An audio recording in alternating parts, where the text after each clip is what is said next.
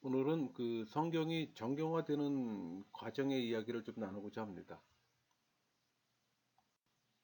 여러분, 성경을 중심으로 말씀을 따라 산다는 교회가 실제 있어서 성경의 정신과 배치되는 생활을 하고 있어요. 왜 그럴까요? 그리스도인은 성경을 읽는 것 그 자체가 어떤 가치가 있는 것처럼 생각합니다. 성경을 무조건 읽기만 하고 뜻을 알든지 모르든지 많이 읽기만 하면 그 자체가 공적이 되는 것처럼 생각해요. 그러니까 성경을 많이 읽으면 뜻은 몰라도 사건 정도의 내용은 잘 알 수가 있어요. 근데 여러분, 성경은 사람들이 사람의 말로 쓴 책이지만 하나님의 말씀을 기록한 책이잖아요.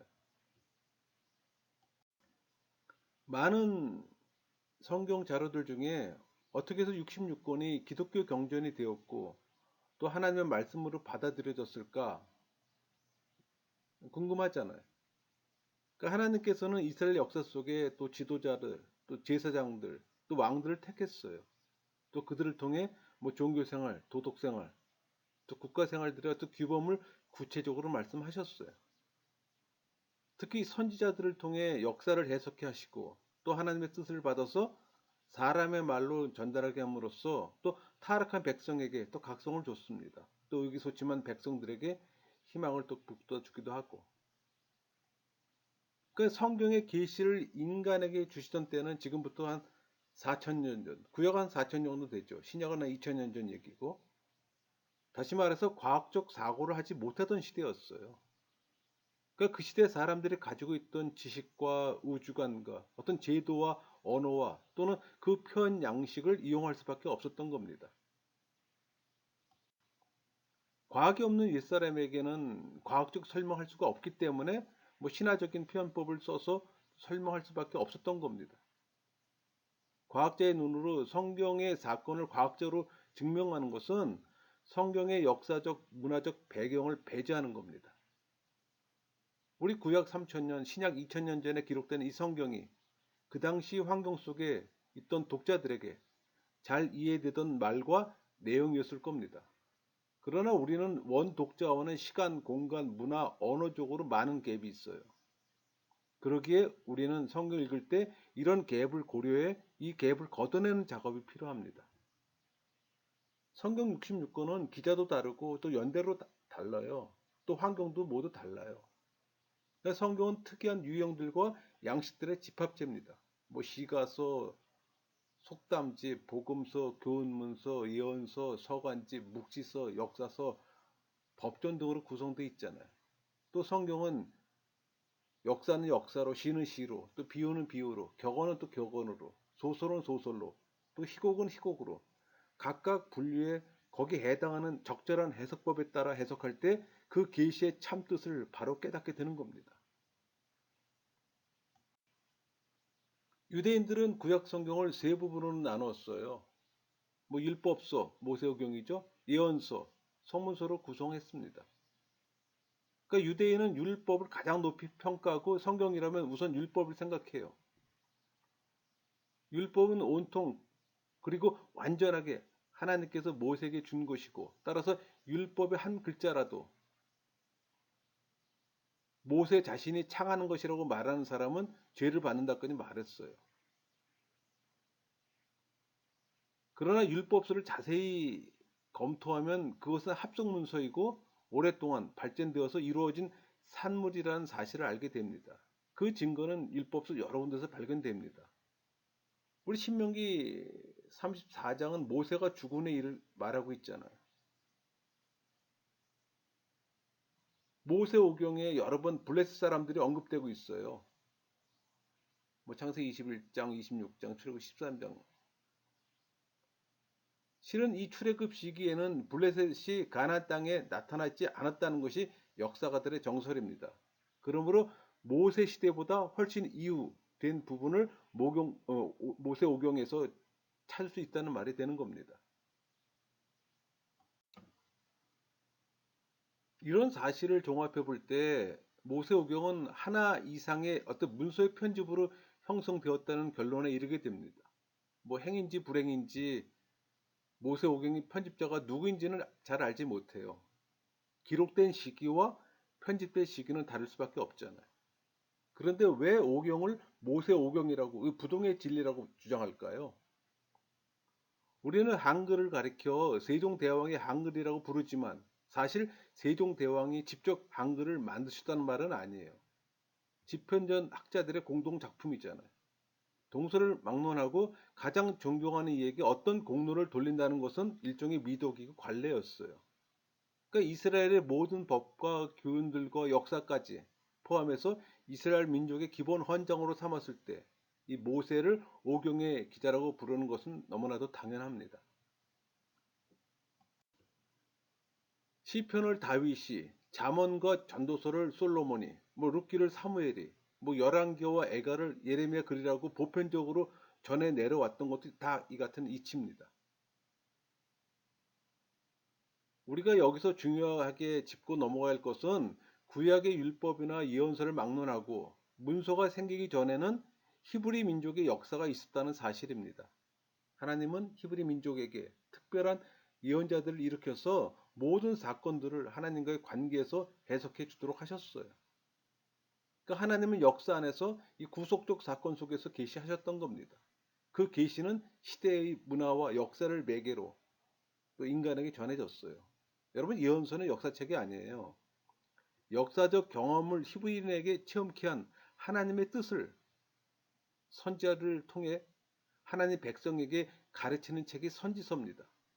그러니까 선지서들의 목적과 기능은 하나님의 계시를 역사적 사건을 통해 사람들에게 보여준 일이에요. 그러니까 선지서 기자들은 사건을 그대로 분석하는데 관심을 가졌던 것이 아니라 사건들이 하나님의 뜻을 어떻게 실현하고 설명해 주냐 하는데 관심을 두었던 겁니다.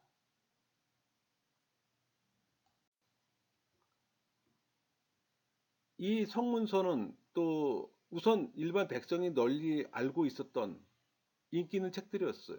그러니까 율법이나 예언서처럼 전체적으로 또는 공식적 결정에 의해서 정경에 들어오게 된 것은 아니었습니다. 그러니까 히브리 백성들의 문학으로 간주되어 전해오다가 그 저작들을 알 수 없기 때문에 과거의 어떤 위대한 인물, 예를 들어 다윗, 솔로몬, 에스라 등이 쓴 책으로 돌려서 정경에 넣었던 겁니다. 이렇게 전성된 성경들이 정경으로 최종 확정되었어요. 그게 AD 90년 얌리아 교회에서 유대 랍비들과 학자들의 권위 있는 회의가 열렸고 또 그 회의에서 구약의 책들이 최종적으로 결정돼 오늘날 구약 성경으로 결정된 겁니다. 신약 성경은 어떻게 형성되었을까요? 구약 성경과 마찬가지로 신약 성경도 여러 기자에 의해 오랜 기간에 걸쳐 기록된 책들이 오랫동안 복잡한 역사를 통해서 집성되어 이루어졌어요. 그러니까 초대교회는 그들의 자신의 책이라고는 가진 것이 없었고 구약을 그대로 물려받았어요. 그러니까 구약 성경을 경전으로 계속 가지면서 동시에 그리스도의 삶과 죽음과 부활이 주는 이 감격스러운 의미에 도취되고 또 성령의 감동과 지도를 받으면서 또 교회는 성장해 갔어요. 다시 말해서 이 교회는 신약 성경의 어느 부분도 가지지 않은 채 오랫동안 발전해 나갔던 겁니다. 왜 1세기 사도 교회는 신약 성경을 가지지 않고 성장해 갔을까요? 그것은 필요하지 않았기 때문이라고 할 수 있어요. 구약에서 하나님의 계시를 보았고 또 하나님의 활동과 그리스도의 약속을 찾아낼 수 있어서 구약에 대한 그들의 감격과 신뢰감이 두터웠어요. 그러니까 그리스도의 사건을 목도하고 혹은 사도들이 구두로 전하는 증언을 듣고 또 기뻐하는 것으로 충분했기 때문에 굳이 새로운 성경을 필요하지 않았던 겁니다. 그러니까 정경이 곧 나타나지 않는 또 한 가지 중요한 이유는 1세기 사도교회가 종말적 기대를 강하게 가졌기 때문입니다. 그러니까 부활하시고 승천하신 그리스도가 곧 재림에 심판할 것이라는 이 강한 기대에 영구 보존을 목적으로 하는 문서 같은 것을 생각할 여지가 없었어요.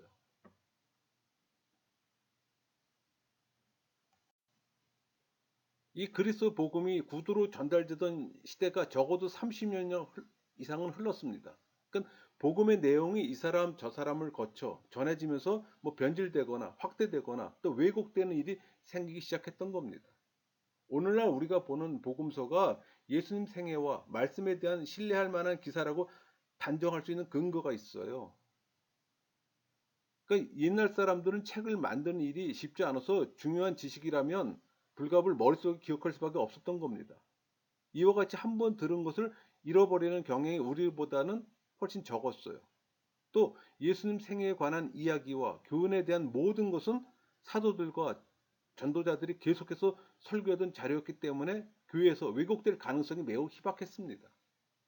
그 복음서의 내용은 변하지 않았지만 복음서 기자들은 각각 그들의 신앙과 성령의 영감으로 쓰여진 것은 사실이에요. 그런데 그리스도의 사건을 생생하게 증언해 주던 사도들이 점차 죽어버려 구전 시대는 끝나게 되었던 겁니다. 그래서 불갑을 구전 방법을 글로 써서 전하는 길밖에 없었던 거예요. 또 기독교 발전함에 따라 로마 지배 국가로 선결 필요성을 느껴 전도 내용을 문서화시킬 수밖에 없었던 겁니다. 그러니까 그리스도의 재림을 기다리던 교회는 재림이 점점 늦어짐을 인식하고 또 장래 교회 문제에 신경을 써 이 문서화된 말씀을 남겨야 한다는 생각을 가지게 되었어요. 이런 이유로 구전된 내용을 점차 문서화하는 작업을 시작했던 겁니다. 여러분, 교회는 여러 어려운 문제에 부딪혀서 예수님의 교훈과 생애를 실은 기록을 인용하면서 그 말씀의 권위를 가지고 여러 문제를 해결할 수가 있었어요. 그 신약의 대부분은 교회 혹은 개인을 위해서 기록된 것들이잖아요. 편지, 또 바울 서신들을 반복해서 읽음으로 생활의 여러 가지 위기와 문제들을 해결하는데 좋은 도움이 된다는 사실을 발견할 수가 있어요. 그 편지들이 수집되고 또는 널리 반포돼 결국 정경에 포함되게 된 겁니다.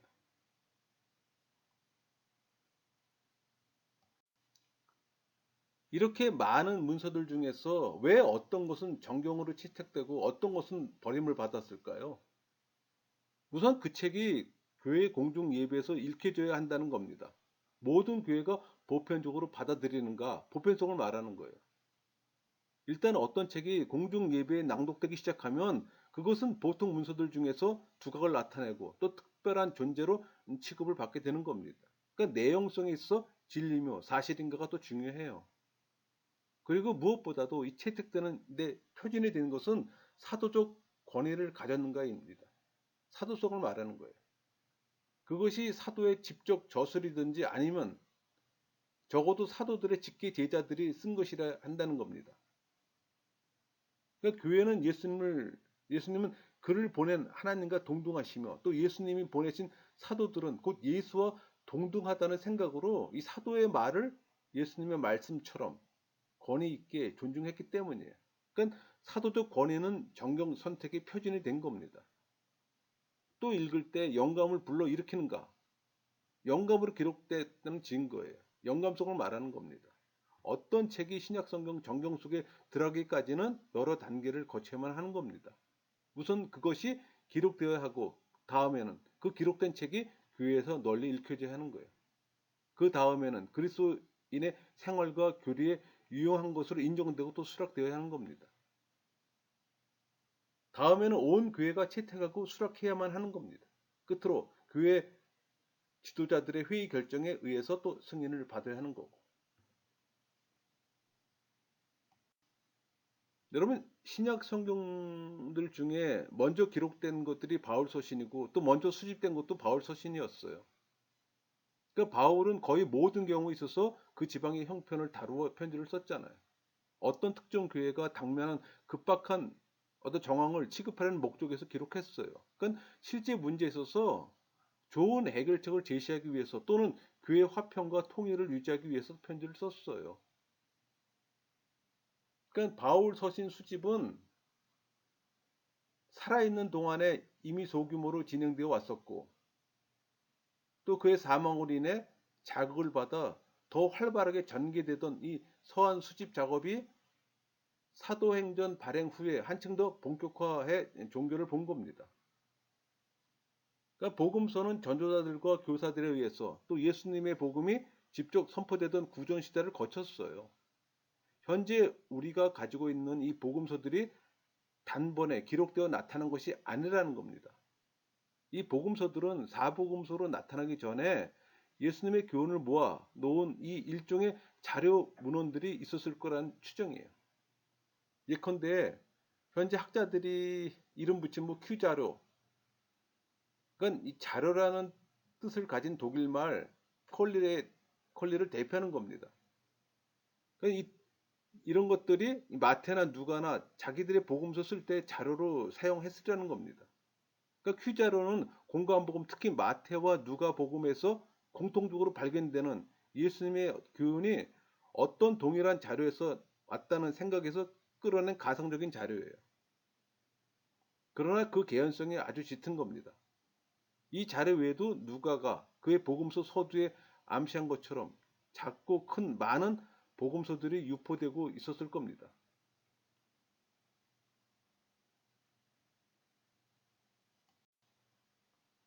또 사이비 복음서들을 포함한 여러 복음서들 중에서 또 사복음서만 채택된 것은 이 사복음서 자체가 지닌 그 진리성과 권위가 또 독자들을 압도했어요. 또 하나님 말씀으로 수락할 수밖에 없도록 만들어졌고, 또 그렇지 못한 사이비 문서들은 버려진 겁니다.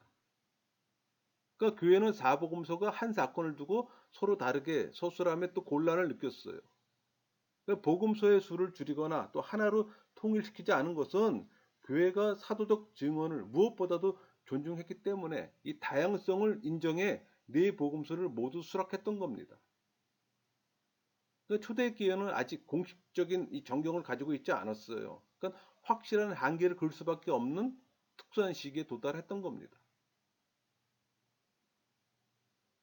2세기경 그 영주주의, 그때 이제 혼합주의 종교로 이단으로 배척받았죠. 그 영주주의자인 그 마르시온이 스스로 성경의 어떤 정경을 작성, 발표해 교회에 또 큰 문제를 일으켰어요. 또 그는 바울을 거의 우상처럼 예배했고 구약 성경을 완전히 그의 정경에서 제외시켰어요. 또 이에 교회는 또 정경 확정 운동이 또 시작되었고, 또 2세기 중엽에 몬타너스라는 사람이 나타나서 자기를 통해서 하나님의 새로운 계시가 나타난다고 또 주장했습니다. 그러니까 성경은 그 수가 늘어날 수밖에 없었어요. 그 당시로서는. 그래서 교회는 정경 확정 운동에 더 박차를 가했던 겁니다. 그러니까 2세기 말경에 이르러 또 교회는 신약 성경을 정경으로 한정하고 또 원칙적으로 성경 산출이 이미 끝났다는데 합의하게 되었어요. 그래서 3세기와 4세기 초에 걸쳐서 문제된 책들을 분리해 가려내는 과정이 있었던 겁니다. 더러는 뭐 정경으로, 더러는 외경으로 인정을 받기 이르렀어요. 이제 이 정경 형성의 거의 마지막 단계에 이르렀던 겁니다. 그러니까 애굽의 그 알렉산드리아 감독 아타나시우스는 그의 부활절 서신을 자기 교구에 뭐 여러 교회에 보내면서 지금의 신약 성경과 똑같은 내용의 목록을 제시했어요. 그 목록은 신약 정경 형성 어떤 역사에 있어서 또 하나의 또 분기점을 갖게 됩니다. 그 AD 397년 카르타고 공의회에서 신약 27권이 정경으로 채택되었어요. 동방 수리아 교회만이 오늘날까지 22권의 신약 정경을 가지고 있지만 거의 모든 교회가 현대 27권을 신약 정경으로 채택한 겁니다. 그러니까 하나님은 말씀을 인간의 말에 담아 오고 오는 인간에게 전달하시고 계시하세요. 그러니까 정경 형성의 그 기나긴 역사를 통해서 성경의 여러 책들은 그것들이 바로 하나님의 말씀이라는 독특하고도 신비로운 이유 때문에 오늘날까지 건재하고 책 중의 책으로서의 영광을 차지하고 있는 겁니다. 이렇게 해서 저희가 그 성경이 정경화되는 과정의 이야기를 나눠봤습니다. 말씀을 마치겠습니다.